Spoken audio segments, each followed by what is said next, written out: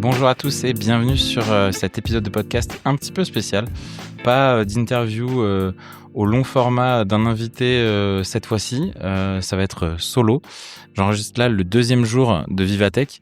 Je vais vous faire un retour à chaud et en direct sur place de ce grand rendez-vous européen de la tech qui se tient chaque année à Paris.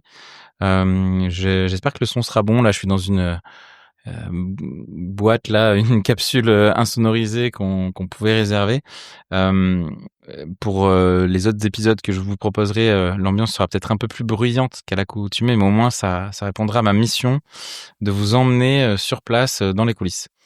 Donc aujourd'hui, ce que je vais vous raconter, c'est un petit peu moi mon débrief en fait de ce salon qui part qui peut partir un petit peu dans tous les sens tellement il y a des innovations à droite à gauche, des rencontres possibles, des stands les plus impressionnants les uns que les autres et cette énergie aussi qu'on ressent. Donc déjà pour récapituler Vivatech, parce qu'il y a peut-être aussi des personnes qui connaissent un peu moins ce salon. Vivatech, c'est 3 journées dédiées aux pros et une journée dédiée au grand public.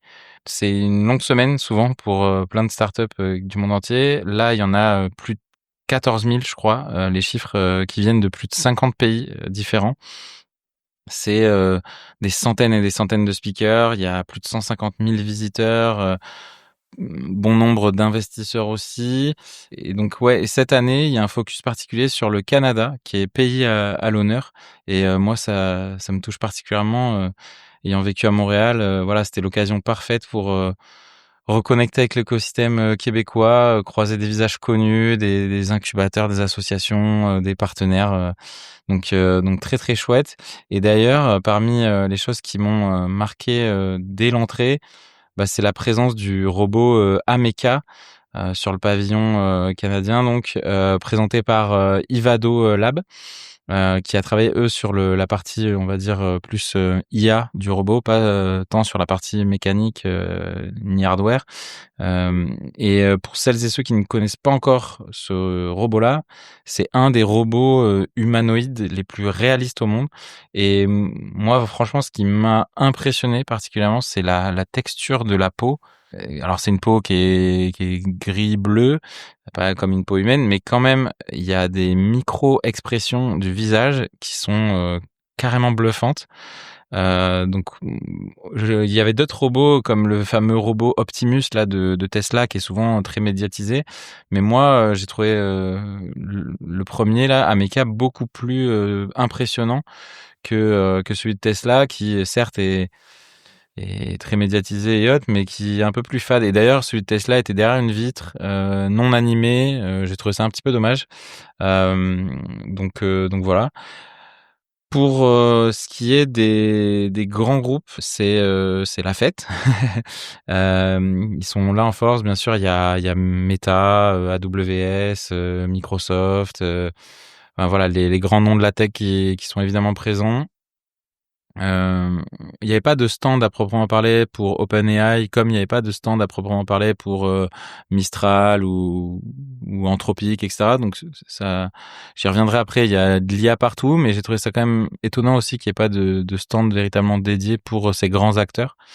Il y a évidemment aussi des L'Oréal, des LVMH, et on sent d'ailleurs que le luxe n'est pas en crise et que ils embrassent totalement la partie technologie. Donc là, leur stand était souvent très beau, belle scénographie, et il y a un vrai truc autour de la beauty tech. Voilà, en tout cas, j'ai trouvé moi que c'était très mis en avant. Il y a plusieurs stands, notamment avec les fameuses là lunettes connectées.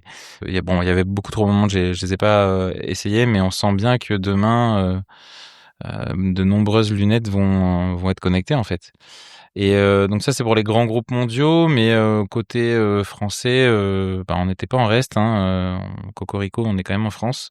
Donc il y avait Orange évidemment qui était là avec beaucoup de mètres carrés dès l'entrée d'ailleurs, la Française des Jeux, Bouygues avec tout un tas de startups autour des métiers de la construction, la RATP et la SNCF notamment avec le train du futur, avec que ce soit l'expérience voyageur, mais aussi d'un point de vue réduction des accidents potentiels de train, etc., et confort des conducteurs. Enfin, il y a plein d'innovations chez eux aussi.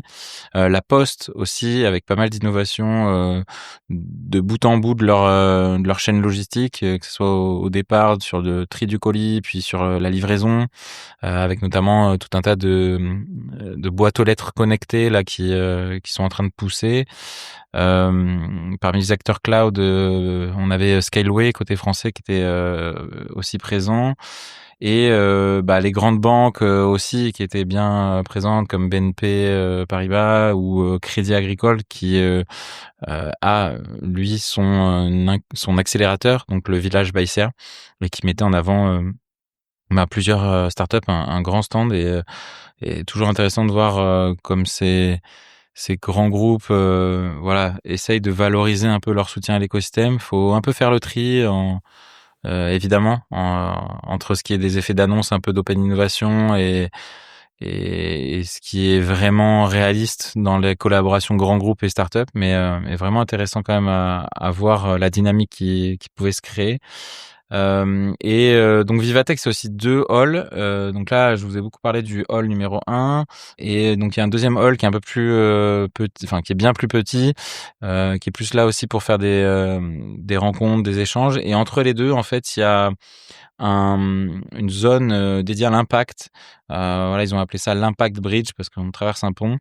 Pas mal, très très bien, qui est une zone impact, mais vraiment pour le coup, même si je salue l'effort, je trouve que c'était un peu en marge et presque un peu anecdotique. Du coup, j'espère que à l'avenir, ces sujets d'impact, ils pourront continuer à prendre de l'ampleur, parce qu'il y a vraiment de grands défis sociaux, environnementaux et autres à résoudre. Donc ces startups-là devraient être encore plus mises en avant. C'est sur ce stand-là, par exemple, que moi je me suis arrêté en bon fan de vélo, et enfin en tant que cycliste au quotidien, sur le vélo français Pipop. Il me semble que je reconfirmais ça et je mettrai en description, qui est un vélo qui se recharge de lui-même. Enfin, les batteries se rechargent d'elles-mêmes quand vous faites du vélo. Donc super innovation, Made in France en plus, avec pas mal de choses qui sont faites et assemblées en France. Et si je bascule sur une autre thématique finalement, qui était la trame de fond de ce salon, et qui est assez transversale et impossible de passer à côté, c'est l'IA en fait. Bon, vous vous en doutez, mais l'intelligence artificielle, elle est omniprésente partout. Tous les grands groupes comme les startups mettent en avant leurs innovations IA, mais ce qui est encore plus frappant, c'est que l'IA, c'est plus une thématique à part en fait. C'est devenu un peu une évidence. C'est même pour vous dire, pour le vrai inside que vous pouvez avoir dans ce podcast, c'est que même dans les toilettes, on croise des pubs pour des outils d'IA et tout. Donc ça m'a vraiment fait sourire. Et parmi les autres stands et pavillons qui m'ont marqué, il y a énormément de stands de chaque région. Et puis moi, évidemment que je me suis arrêté donc à celui du Canada, mais aussi au stand de la Nouvelle-Aquitaine. Donc saluer les startups locales. J'ai retrouvé pas mal de visages familiers sur place, que ce soit notamment Pierre et Sophie de Quiet, la vaisselle silencieuse, que j'avais reçu dans un épisode précédent, ou encore Quentin Cazard de Optican, que j'avais également interviewé sur une table ronde avec l'INRIA. Et aussi Molus Canaille, toujours fidèle au poste dans tous les salons internationaux. D'ailleurs, une interview avec Ludovic, je pense, arrivera très bientôt dans le podcast, que ce soit là en live sur Vivatech ou pas. Je l'ai tout en haut de ma wishlist.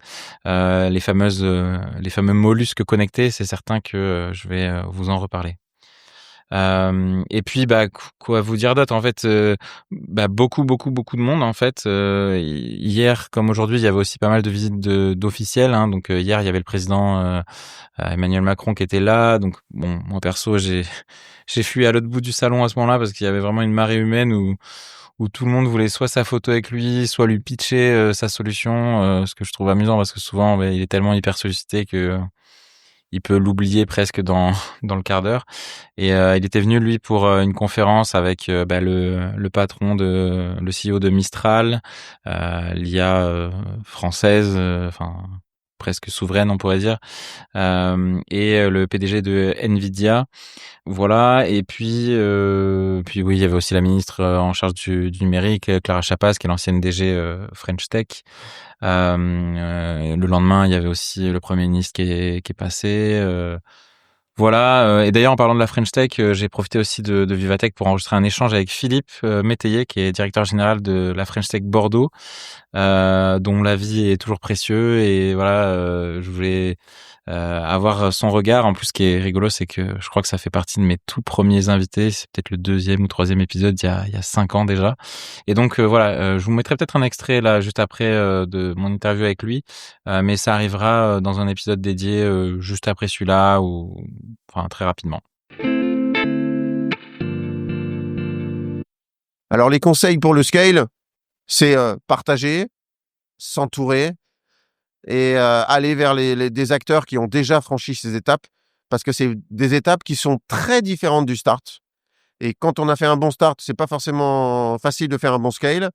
Et donc il n'y a pas de recette miracle, il n'y a pas de recette magique, mais à un moment donné, il y a des conseils, il y a un écosystème qui est prêt à aider.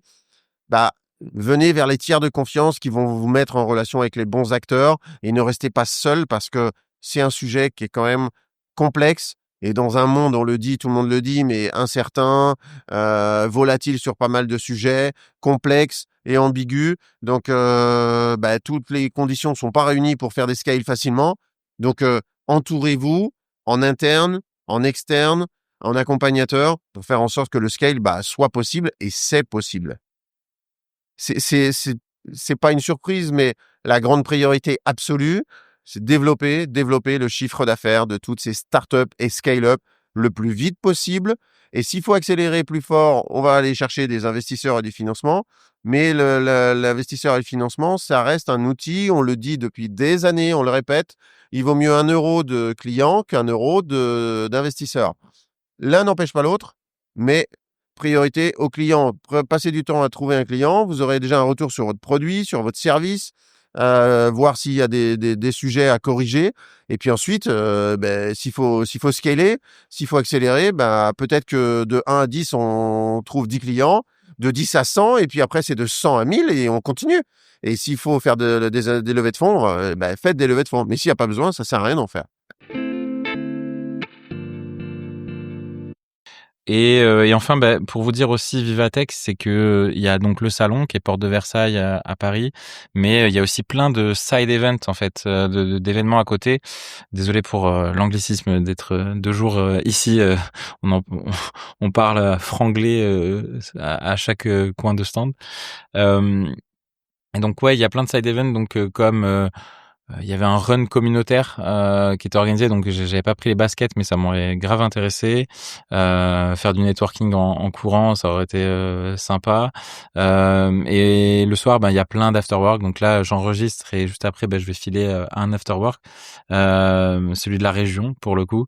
Mais hier, notamment, il y avait un des afterworks, c'était celui de Kedge. Kedge, l'école de commerce qui dispose aussi d'un programme d'incubation et d'accélération. Et donc voilà, j'ai pu me retrouver en bord de scène avec l'équipe des startup managers de Kedge, que j'apprécie beaucoup. Je leur fais un salut si s'écouteront. Et ouais, c'était un vrai bon moment de détente, et évidemment plein de conversations avec des startups, des gens acteurs de l'écosystème, mais c'était parfait pour finir cette première journée. Voilà pour ce premier carnet de bord. Je sais pas si j'en ferai un deuxième, mais en tout cas, ce qui est certain, c'est que d'autres épisodes dédiés arrivent, notamment il y a celui avec Philippe, mais un sur le sujet de la e-santé avec Jérôme Leleu, un sur la diversité et l'inclusion avec Ilyas Benjeloun, et qui d'autre, un sur le financement aussi, et puis plein d'autres en fait. Donc je vous laisse vous abonner pour pas louper développer les prochains, me mettre un petit 5 étoiles, que ce soit sur Spotify ou Apple Podcast, si vous avez écouté jusqu'ici. En tout cas, ça me ferait très plaisir. Et ce qui est certain, c'est que souvent, c'est une bonne manière de soutenir le podcast et pour moi d'aller chercher d'autres interviews. Donc à bientôt. Moi, c'était un plaisir de faire ce retour d'expérience et de vous partager ça. Donc n'hésitez pas aussi à me contacter sur LinkedIn et autres si vous voulez qu'on prolonge les échanges. Je vous dis à bientôt et c'est tout. Fin de cette première journée. Allez, salut, bye.